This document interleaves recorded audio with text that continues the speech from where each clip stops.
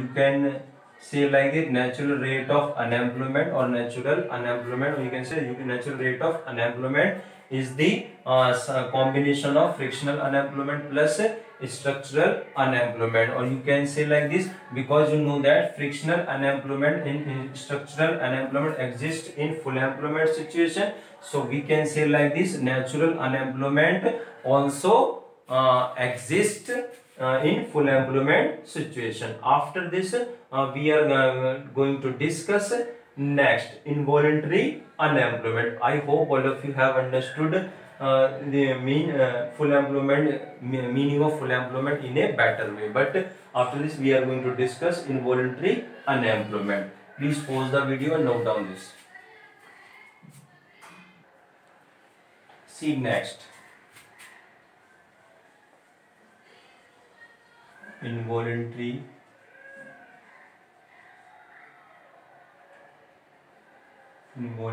unemployment. Involuntary unemployment. See, it refers to a situation. It refers to a situation in which all those people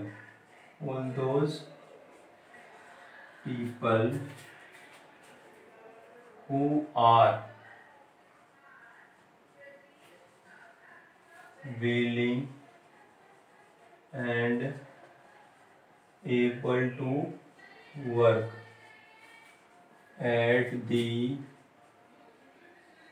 existing wage rate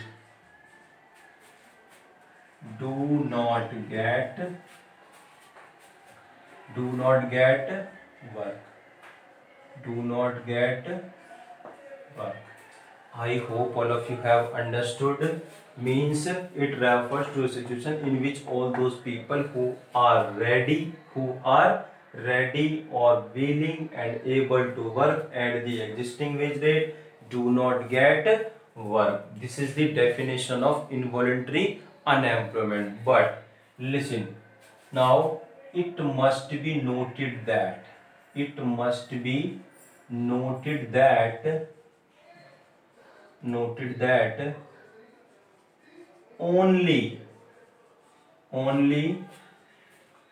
involuntary unemployment is considered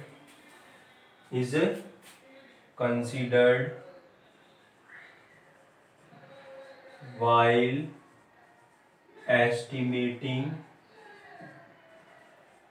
the total unemployment in an economy. See, I hope all of you have understood. Suppose if you want to calculate, you can say if you want to calculate total unemployment in an economy, it means that you will consider, or you can say you will consider only involuntary unemployment. You will consider only involuntary unemployment and you will not consider frictional unemployment and structural unemployment. Means, see, next after this we will discuss means as a whole. See, voluntary unemployment. Voluntary unemployment. See, it refers to a situation. When a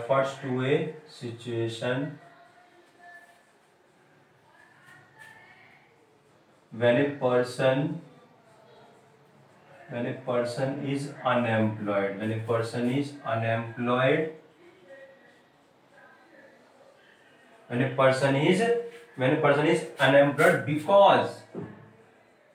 because he is not willing and able to work at the existing wage rate.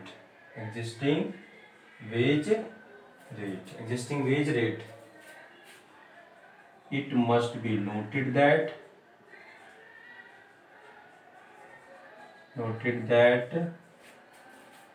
means it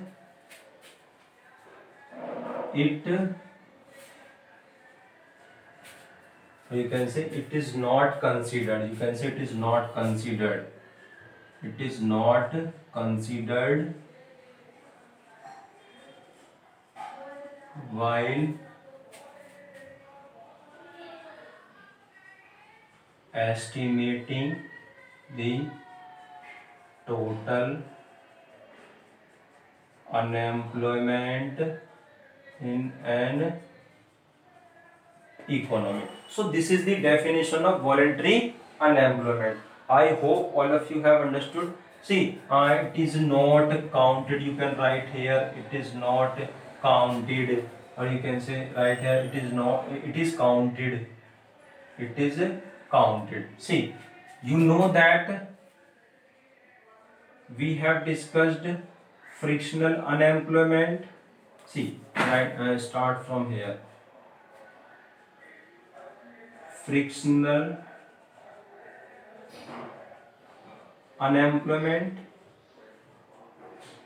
first. Second, we have discussed structural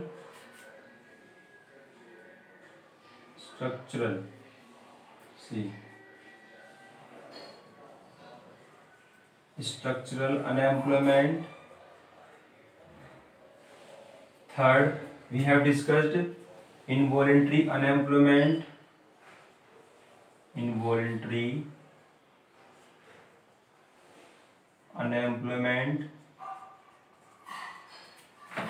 Fourth, voluntary unemployment.